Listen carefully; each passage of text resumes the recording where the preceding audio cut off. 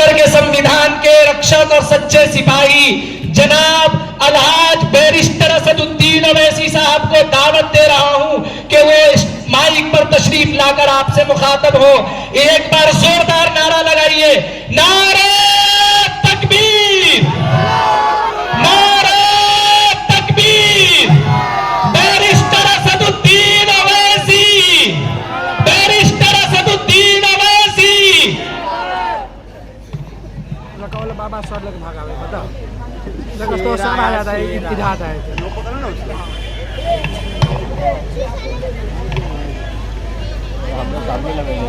بسم اللہ الرحمن الرحیم. السلام علیکم ورحمۃ اللہ وبرکاتہ. معزز حاضرین اکرام، میری عزتدار ماں اور بہنوں، میرے غیور نوجوان ساتھیوں،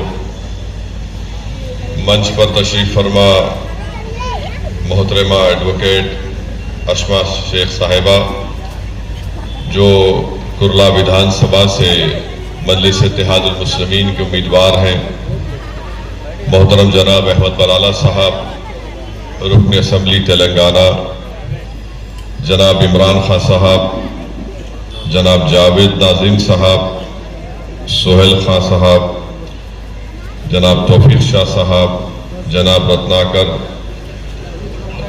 داورے صاحب، جناب احمد پاشا شیخ صاحب، جناب آصف پٹیل صاحب اور میرے تمام مجلس کے ساتھی، میرے عزیز دوستوں اور بزرگوں، میری عزتدار ماں اور بہنوں، آپ اس بات کو جانتے ہیں کہ کرلا ودھان سبھا سے MIM پارٹی نے ہماری بہن محترمہ اسما شیخ صاحبہ کو اپنا امیدوار بنایا ہے اور یہاں پر آپ کے اس ودھان سبھا میں بہت سے مسائل ہیں. پانی کا مسئلہ ہے، روڈ کا مسئلہ ہے، اسکول کا مسئلہ ہے اور خاص طور سے جو ہمارے قریش برادری کے ذمہ دار لوگ ہیں ان کو کاروبار کرنے کے لیے ہر وقت ان کو تکالیف پہنچائی جاتی ہے.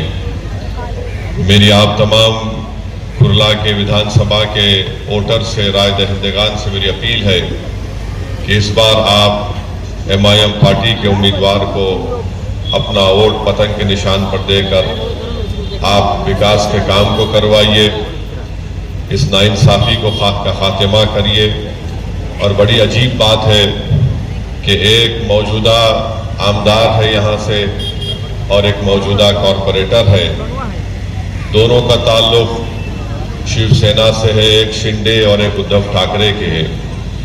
اور تکلیف دہ بات یہ ہے کہ جو روڈ استعمال کی جاتی تھی اس کو انہوں نے بند کر دیا، جس کی بنا پر قریش نگر سے نہرو نگر کا راستہ بند کر دیا. 3 کلومیٹر کا ایک لمبا فاصلہ طے کرنا پڑتا ہے.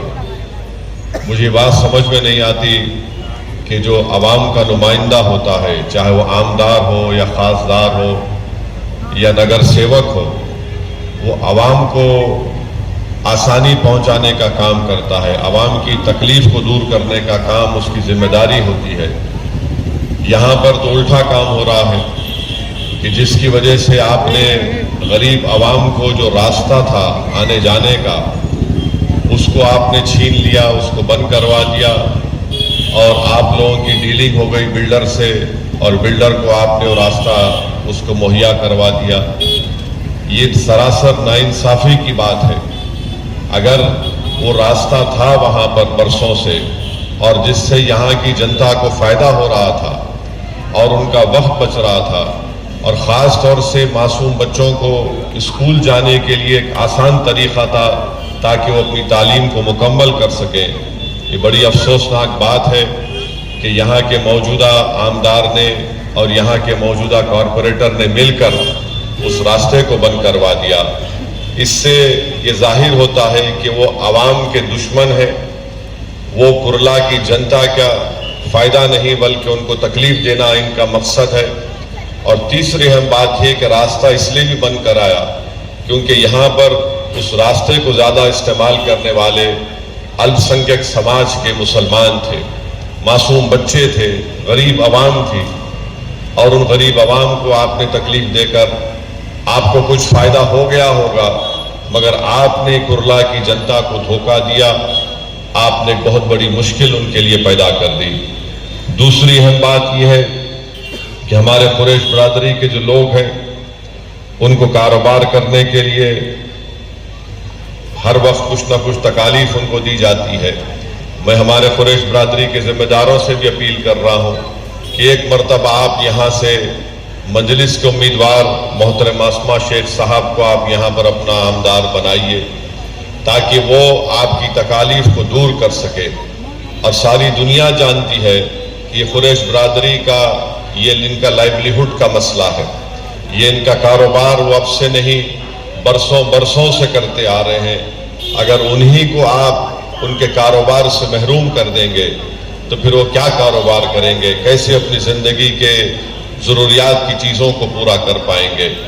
तो मेरी आपसे गुजारिश है कि 20 नवंबर के दिन आप लोग तमाम मुत्तहदा तौर पर अपने एक वोट का इस्तेमाल मजलिस इत्तेहादुल मुस्लिमीन की उम्मीदवार मोहतरमा एडवोकेट अस्मा शेख के हक में पतंग के निशान पर बटन दबा कर करिए। तीसरी और अहम बात यह है कि आज आप जानते हैं कि भारत की पार्लियामेंट में नरेंद्र मोदी की सरकार, जिसकी तायीद शिंदे गुट भी कर रहा है, उन्होंने पार्लियामेंट में एक वक्फ का बिल पेश किया है। मैं आपको बड़ी जिम्मेदारी के साथ बता रहा हूं, ये वक्फ का बिल अगर कानून बन जाएगा तो मैं आपको ये कह रहा हूं, मेरी इस बात का आप यकीन करिए कि अगर ये बिल कानून बनेगा तो कि कोई भी मस्जिद बाकी नहीं रहेगी, कोई कब्रस्तान नहीं रहेगा, ईदगाह की जमीनों को ले लिया जाएगा, खानखाहों को लूट लिया जाएगा, दरगाहों पर कब्जे हो जाएंगे। तो इस तरह का जो बिल नरेंद्र मोदी और शिंदे की सरकार ने मिलकर भारत की सबसे बड़ी पार्लियामेंट में लाया, आज आपको उस कानून के खिलाफ, उस बिल के खिलाफ भी आपको वोट देना है। अगर आप गफलत करेंगे तो याद रखिए पूरे मुल्क में, पूरे देश में बीजेपी और शिंदे ये चाहते हैं कि मस्जिदों को बंद कर दिया जाए, कब्रस्तानों को ख़त्म कर दिया जाए, दरगाहों पर एक तमाशा कर दिया जाए। इस बिल को कानून बनने से रोकने के लिए इस विधानसभा के चुनाव में मेरी आप तमाम से अपील है कि आप मुत्तहदा तौर पर अपने वोट का इस्तेमाल करिए, ताकि जब नवंबर 25 से पार्लियामेंट शुरू हो, नरेंद्र मोदी और शिंदे को मालूम हो जाए कि आप जो बिल लाए हैं वो भारत के संविधान का आर्टिकल 25, 26 का एक ग्रेव वायलेशन है। वो संविधान के खिलाफ एक बिल को लाए हैं। वक्फ की जायदाद को बचाने के लिए मोदी और शिंदे ने बिल नहीं लाया है। उनका मकसद एक ही है कि भारत की सबसे बड़ी अक़लियत अल्पसंख्यक समाज के उन जायदादों को लूटा जाए। वक्फ की जायदाद गवर्नमेंट की जायदाद नहीं होती। वक्फ की जायदाद हमारे बुजुर्गों ने अपने गाढ़े खून पसीने की कमाई से उसको वक्फ किया है। और आप जानते हैं कि वक्फ जायदाद का मालिक कोई इंसान नहीं, बल्कि उस इंसानों का बनाने वाला, जमीन व आसमान का खालिक अल्लाह होता है। तो जो जायदाद का मालिक अल्लाह होता है, मोदी और शिंदे ये चाहते हैं कि उसके मालिक बन जाएं। और हमारी मस्जिदों पर इनकी शुरू से नजरें थी, आज भी इनकी ललचाई नजरें हमारी मस्जिदों पर और दरगाहों पर लगी हुई है। वो यही चाहती है कि अपने हिंदुत्वा के एजेंडे को मुकम्मल अगर करना है तो ये समझते हैं कि वक्फ की जायदादों को खत्म करके रख दिया जाए। ये जो बिल पार्लियामेंट में मोदी और शिंदे ने पेश किया है वो वक्फ को बचाने के लिए नहीं, बल्कि वक्फ को खत्म करने के लिए किया जा रहा है। आप खुद बताइए कि आज पूरे भारत के जितने 27 प्रदेशों में वक्फ बोर्ड है, उसका रुकन सिर्फ मुसलमान हो सकता है। वैसे ही हमारे हिंदू भाइयों के जो एंडोमेंट बोर्ड है, उनकी मंदिरों की कमेटी है, उसमें सिवाय हिंदू के कोई मेंबर नहीं हो सकता। मगर मोदी और शिंदे ये चाहती हैं कि वक्फ बोर्ड में वहां पर गैर मुस्लिम को मेंबर बना दिया जाए और मेजॉरिटी उनका मेंबर बन जाए। سینٹرل وقف کونسل میں یہ چاہتی ہے کہ زیادہ وہاں پر غیر مسلم ممبر بن جائے. کیوں بن جائے؟ تاکہ ہماری وقف کی جائیدادوں کو مسلمانوں سے چھین لیا جائے. مسجدوں کے بارے میں بتا رہا ہوں, بہت سے بی جے پی کے لوگ میڈیا کے اینکر ٹی وی پر کر بولتے ہیں اویسی غلط بات کر رہا ہے. یہ لوگ نادان ہیں, یہ لوگ جاہل ہیں جو اس بل کو نہیں پڑھے ہیں. اگر وہ اس بل کو پڑھتے تو ان کو معلوم ہوتا, مگر اس سے بڑھ کر وہ صرف چاپلوسی کرتے ہیں مودی اور شنڈے کی. میں آپ کو بتا رہا ہوں کلیکٹر کو اختیار دے دیا گیا ہے. کلیکٹر طے کرے گا کہ یہ مسجد ہے, کلیکٹر طے کرے گا کہ یہ درگاہ ہے یا نہیں. آپ بتائیے اگر کوئی جا کر 200 سال پرانی 100 سال پرانی مسجد ہے, کوئی جا کر کلیکٹر کو کمپلین کر دے گا کہ یہ وقف کی جائیداد نہیں ہے, تو کلیکٹر اس مسجد کے ذمہ داروں کو خط لکھ کر پوچھے گا کہ آپ کے اس کا ریٹن ڈاکیومنٹ کہاں پر ہے. آپ بتائیے 150 سال 100 سال یا 50 سال پرانے بھی ہو, کہاں سے کوئی ڈاکیومنٹ لائے گا؟ وقف بائی یوزر کو ختم کر دیا جا رہا ہے اس بل میں. وہی وقف بائی یوزر کی طرح ہندو دھرم میں بائی یوسیج وہ مندر بن جاتی ہے. تو اس طرح کا قانون لا کر ہماری شناخت کو چھیننے کی کوشش کی جا رہی ہے. ایک بابری مسجد کو ہم نے کھو دیا, اب کتنی مسجدوں کو ہم کو کھونا پڑے گا. اس لیے میری آپ سے اپیل ہے کہ 20 نومبر کے دن آپ وقف کے اس بل کے خلاف بھی متحدہ طور پر اپنے ووٹ کا استعمال کریے. جہاں پر مجلس کے امیدوار ہیں آپ ان کو کامیاب کریے. اور رہا سوال یہ ادھو ٹھاکرے کی سینا کا, جب لوک سبھا میں یہ بل پیش ہوا تو ادھو ٹھاکرے کا ایک بھی ایم پی لوک سبھا میں نہیں تھا, ایک بھی ایم پی لوک سبھا میں نہیں تھا. کیوں نہیں تھے؟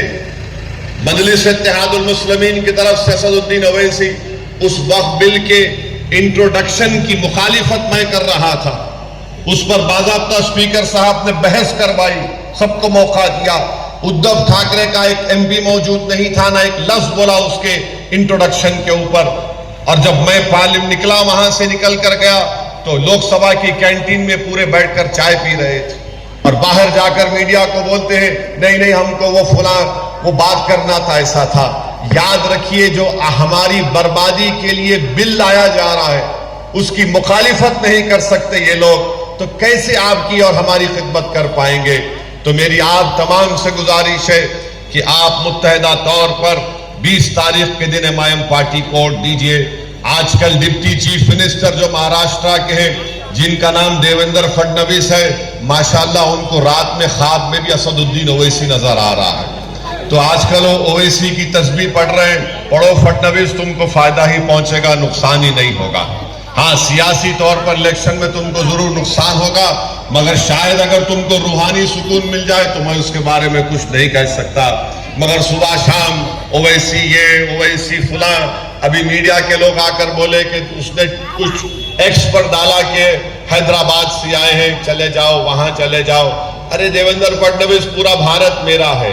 میرا ایمان مجھ سے کہتا ہے کہ جب اللہ نے حضرت آدم علیہ السلام کو دنیا میں بھیجایا تو ہمارے اور ساری کائنات کی ابا نے پہلا قدم بھارت میں رکھا تھا. تو یہ حیدرآباد انڈیا کا مسئلہ نہیں ہے, یہ بھارت ہماری ابا کی سرزمین ہے, اور کوئی ہم کو کہاں جاؤ یہاں جاؤ نہیں بول سکتے. تو آپ اپنا خیال رکھو. میری آپ سے گزارش ہے کہ یہ ودھان سبھا کا چناؤ ضرور ہے, مگر اس کے بہت دور رس نتیجے نکلنے والے ہیں. جیسا کہ ہماری بہن نے کہا بھی, اسما شیخ صاحبہ نے, کہ یہ ودھان سبھا کا چناؤ ضرور ہے, مگر میری آپ سے اپیل ہے کہ متحدہ طور پر اپنے ووٹ کا استعمال کریے. اور یاد رکھیے میری اس بات کو, اگر مجلس اتحاد المسلمین کے 5 سے 7 ایم پی ہوتے, یا کم سے کم میرے ساتھ امتیاز جلیل اور اختر الایمان کامیاب ہو جاتے, تو کیا اس طرح کا بل کوئی پارلیمنٹ میں لا سکتا تھا؟ آپ خود سوچئے کہ آپ کے نمائندے نہیں ہیں, اور ہر کوئی یہ کہتا ہے کہ اویسی مسلمانوں کی بات کرتا ہے. میں مسلمانوں کی نہیں بلکہ سب کی بات کرتا ہوں. میں بات اس لیے بھی کرتا ہوں کیونکہ بھارت کے جو سمویدھان بنانے والوں نے خواب دیکھا تھا کہ جب الیکشن ہوں گے بھارت میں, اس میں ہر سمودائے کا کوئی نمائندہ جیت کر جائے گا. آپ بتائیے مہاراشٹرا کی ودھان سبھا میں کتنے مسلمان الپ سنکھیک سماج کے بھی ایم ایل اے ہیں, عامدار ہیں؟ میرے خیال سے 9 یا 10 ہیں. 5% بھی نہیں ہے، جبکہ 11% کی آبادی ہے. اور وہی مہاراشٹر کی ودھان سبھا میں ہر سمودائے کا ایک ایک آدمی جیت کر جاتا ہے، چاہے وہ دنگر سماج کا ہو، مالی سماج کا ہو، دلت ہو، آدیواسی ہو، مراٹھا ہو، اپر کاسٹ کا ہو، سب جاتے ہیں. اور جب میں یہ کہتا ہوں کہ بھائی حصے داری کی بات کرو، تم کب تک صرف ہم کو ووٹ ڈالنے کی ایک مشین سمجھو گے؟ ہم تو اے ٹی ایم کی مشین ہو گئے کہ داؤ ان کو آ کے بولو کہ ہم تمہارے ہمدرد ہیں، ہم شروع ہو جاتے ووٹ ڈالنا ان کو. مگر آپ کا فائدہ کیا ہو رہا؟ آپ دیکھیے یہاں پر کتنے مسائل ہیں. مجھے بتایا گیا کہ پہاڑ کے اوپر پینے کے پانی کا مسئلہ ہے. جب تک آپ کا نمائندہ نہیں ہوگا، آپ کے کوئی آنسو نہیں پوچھے گا. آپ لاکھ جذباتی نعرے لگا لو، زندہ باد، مرد آباد، ہم جان نچھاور کر دیں گے، مگر قانون بنتا ہے ودھان سبھا میں. طاقت ملتی ہے ودھائک سے، نعروں سے، جذباتی تقاریر سے کچھ نہیں ہوتا. اس لیے میری آپ سے گزارش ہے کہ 20 نومبر کے دن متحدہ طور پر اپنا ایک ایک ووٹ ہماری بہن، ہماری بیٹی کو آپ کامیاب کریے، تاکہ آپ کی آواز مہاراشٹر کے ودھان سبھا میں گونجے، تاکہ آپ کے پاس جب آپ کا نمائندہ ہوگا. آپ دیکھتے ہیں کہ مہاراشٹر میں ایک شخص ہے جس نے محمد صلی اللہ علیہ وسلم کے شان میں گستاخی بکنے کی کوشش کی، کوئی مسئلہ اٹھا نہیں پا رہا تھا. مجلس کے صدر امتیاز جلیل نے اعلان کیا کہ میں اورنگ آباد سے نکل کر تھانے کو جاؤں گا اور گاڑیوں کا جلوس ہم اس بدبخت کے اس بیان کے خلاف نکالیں گے. دوسرے بھی پارٹی کے لوگ تھے، ان کی زبانیں کیوں بند تھی؟ امتیاز جلیل نے 10,000 گاڑیوں کے ساتھ جلوس نکالا اور بتا دیا مہاراشٹر کی جنتا کو کہ جب مائم پارٹی احتجاج کرے گی تو دنگا نہیں ہوگا، پرامن رہے گا. تو میری آپ تمام سے یہ بند گزارش ہے کہ اپنے ایک ووٹ کا استعمال کریے. یاد رکھیے، اگر آپ یہ سوچ کر ووٹ دیں گے نہیں یہ کوئی دوسری سینا ہے، یہ ہمارے ساتھ ٹھہر جائے گی. میرے بھائی یاد رکھو، میں جو پارلیمنٹ میں دیکھتا ہوں ان لوگوں کو، ان کے بولنے کا باہر ایک بات بولتے ہیں، کام اندر ایک الگ کرتے ہیں. ہم کو یہی بتانا ہے کہ یقیناً ہماری بھی خواہش ہے کہ دوبارہ شنڈے، فڈنویس اور اجیت پوار کی حکومت نہ بنے مہاراشٹر میں. مگر اس کے لیے ہم صرف کب تک قربانی دیتے رہیں گے؟ ہم کو اپنے نمائندوں کو کامیاب کر کے ان کو روکنا ہے. اگر آپ یہ سمجھ رہے ہیں کہ وہ روک پائیں گے، نہیں روک پائیں گے. اگر آپ یہ سمجھ رہے ہیں کہ وہ تمہارے غم کو سمجھیں گے، اگر آپ یہ سمجھ رہے ہیں کہ آئیڈیالوجی کی بنیاد پر ان کی مخالفت کریں گے، نہیں کریں گے. ان کی آئیڈیالوجی ایک ہی ہے، دونوں بولتے ہیں کہ ہم ہندوتوا کے ماننے والے ہیں. اور ہندوتوا کہاں سے آیا؟ ہندوتوا کی کتاب لکھنے والا کون تھا جس نے اپنی کتاب میں کیا لکھا کہ ان لوگوں سے دیش کو خطرہ ہے؟ یہ اندر کے دشمن بتا کر کہا تھا کتاب لکھنے والے نے. اگر آپ یہی سمجھ رہے ہیں تو پھر کون تھا؟ کہ ادھو ٹھاکرے جب مکھیہ منتری تھے، اسمبلی کا، ودھان سبھا کا ریکارڈ اٹھا کر دیکھیے، ادھو ٹھاکرے نے ودھان سبھا میں کھڑے ہو کر کہا کہ ہاں ہم کو فخر ہے کہ ہمارے پارٹی کے کاریہ کرتا نے بابری مسجد کو توڑا. اب آپ فیصلہ کر لیجئے. یہ بات وہ کہہ چکے ہیں اسمبلی میں، ریکارڈ اٹھا کر دیکھ لیجئے. مگر ہماری مجبوری ہے کہ نہیں، ہم کیا کرنا پھر تو آپ یہاں سے اسما شیخ کو کامیاب کرو، روکو ان طاقتوں کو. بھارت کی جمہوریت آپ کو اس بات کی اجازت دیتی ہے کہ آپ اپنے پسند کے امیدوار کو اپنا ووٹ دیں اور اس کو کامیاب کر سکیں. اگر آپ یہ سمجھ رہے ہیں کہ جیت پائے گی اسما شیخ، میرے بھائی جنگ کرو. پہلے یہ جمہوریت میں جمہوری طریقے سے جنگ کرنا ہے، مگر جنگ شروع کرنے سے پہلے تم نتیجے کے بارے میں کیوں سوچتے ہو؟ بھائی جب میدان میں اترے تو محنت کریں گے، جستجو کریں گے، اور جب کوئی لڑے گا تو کامیاب ہوگا نا. خالی آپ بولیں گے، اگر آپ مسجد میں نماز ہو رہی ہے، امام صاحب اپنی قرات میں غلطی کریں تو میں یہاں کھڑے کہ نہیں بول سکتا نا سبحان اللہ سبحان اللہ. مجھے مسجد میں اس صف میں شامل ہونا پڑے گا، جماعت میں رہ کر بولنا پڑے گا. امام صاحب اگر خدا نہ خواستہ کوئی غلطی ہوگی تو سبحان اللہ. کوئی بولے گا نہیں میں دیوار کے پاس کھڑے رہ کے بولوں گا ارے امام صاحب بھول گئے، ایسا نہیں ہو سکتا. تو آپ کو شامل ہونا ہے، آپ کو اپنے ووٹ کا استعمال کرنا ہے. اور 20 نومبر کے دن ایک بڑی تعداد میں پولنگ پرسنٹیج کو اپنا بڑھائیے، ایک ایک ووٹ کو استعمال کریے. اس وقت بل کے خلاف اپنا ووٹ استعمال کریے. جو یہاں پر روڈ بند کر دی گئی اس کے خلاف اپنا ووٹ استعمال کریے، جو قریش برادری کو دن رات تکلیف دی جا رہی ہے اس کا استعمال کریے، جو پانی نہیں آ رہا اس کے خلاف اپنا ووٹ استعمال کریے، اور مجلس کے حق میں اپنے ووٹ کا استعمال کر کے آپ اپنی بیٹی کو، اپنی بہن کو، اپنی پارٹی کو اپنے اتحاد اور اپنے ووٹ سے کامیاب اور کامران کریے۔ یہی چند گزارشات میں آپ کے سامنے عرض کرنے آیا تھا، کیونکہ مجھے یہاں سے نکل کر گوونڈی جانا ہے اور پھر بھیونڈی ایسٹ میں آخری جلسہ ہوگا، اس لیے میں آپ سے اجازت چاہتا ہوں، میں معذرت بھی چاہتا ہوں کہ زیادہ وقت میں آپ کے درمیان میں کھڑے ہو کر اور بات نہیں کر سکا، مگر انشاءاللہ تعالی جب وقت ملے گا میں دوبارہ آپ کے درمیان میں آؤں گا۔ میں آپ کی محبت کا شکر گزار ہوں، میں آپ کی دعاؤں کا ہمیشہ مشکور رہوں گا۔ بہت بہت شکریہ۔ وآخر الدعوان الحمدللہ رب العالمین۔ دیکھو کون آیا،